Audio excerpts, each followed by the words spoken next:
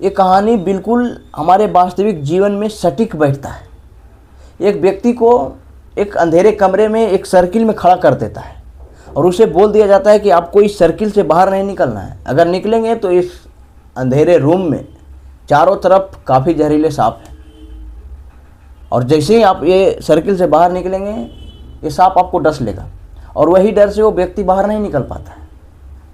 और ये हमें नहीं बताया जाता है कि वो कमरा में एक बल्ब भी है, उसका एक स्विच है, उस स्विच ऑन करने से आपको साफ साफ दिख जाएगा कि एक कमरा में आखिर सांप है या नहीं है।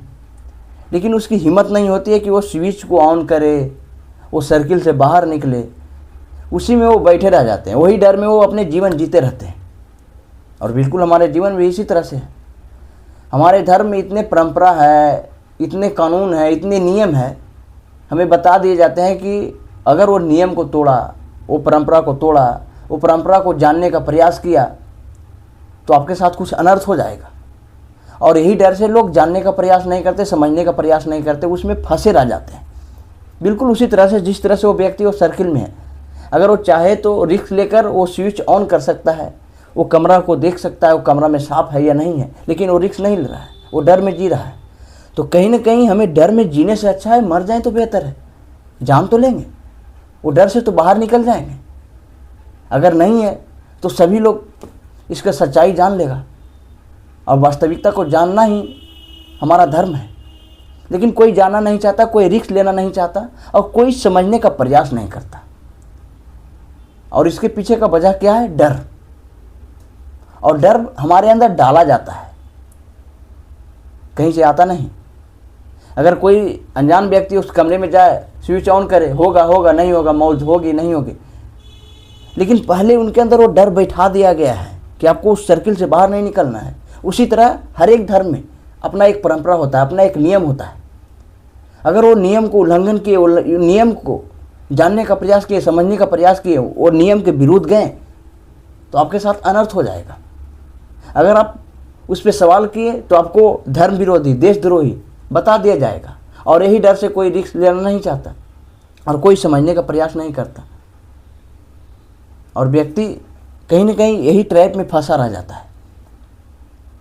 तो मैं सभी को यही कहना चाहता हूँ, उस ट्रैप से बाहर निकलें, समझें, जानें। और जब तक आप जानेंगे नहीं तब तक आप वास्तविकता को कैसे समझ पाएंगे कि आखिर है या नहीं है। जानने का इच्छा अगर आपके अंदर आए,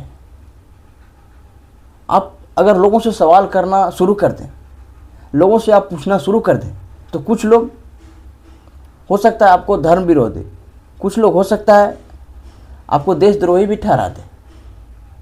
और ये हर जगह होता है, हर धर्म में होता है। आपको हक नहीं है कि आप उसके बारे में जान पाएं। बस जो बताया गया है उसे मान लो, जो नियम बनाया गया है उस नियम के अनुसार आपको चलना है, ना आपको ज़्यादा सवाल करना है और ना इसके विरोध आपको जाना है। और मैं यही आप लोगों से कहना चाहता हूँ कि जब तक आप उसके विरोध नहीं जाएंगे, जब तक आप उस चीज़ों को जानने का प्रयास नहीं करेंगे, समझने का प्रयास नहीं करेंगे, तो आप कैसे जान पाएंगे, आप कैसे मुक्त हो पाएंगे। आपके लिए एक बंधन है और उस बंधन से आपको बाहर निकलना है। 3 चीज़ों के विरोध जाना होगा।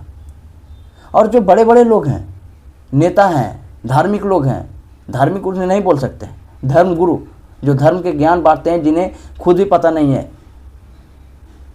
अगर आप उनके विरोध जाएंगे, आप चीज़ों को जानने का प्रयास करेंगे, तो सबसे पहले आपका विरोध ये लोगों करेंगे। ये लोग जो जितने लोग हैं, बड़े बड़े जो महान लोग हैं, अपने आप को महान बोलते हैं, है या नहीं है ये तो मुझे पता नहीं, लेकिन सबसे पहले आपका विरोध इन्हीं लोग करेंगे। और कुछ जो चमचे हैं वो लोग। तो इन चमचों से डरे मत। जब तक डरेंगे तो आप कैसे जान पाएंगे असलियत को, कैसे आप मुक्त हो पाएंगे। अगर आपको मुक्त होना है अपने जीवन में, चीज़ों को जानना है, तो विरोध जाना पड़ेगा। और जो भी जितने भी लोग हैं, जब तक किसी चीज़ का विरोध नहीं गए हैं, जब तक लोगों का विरोध नहीं किए हैं, जब तक इस समाज के विरोध नहीं गए हैं, तब तक वो वास्तविकता को जान नहीं पाए हैं, तब तक वो मुक्त नहीं हो पाए हैं। जितने भी महान लोग हैं, गौतम बुद्ध हो गए हैं, चाहे कोई भी है,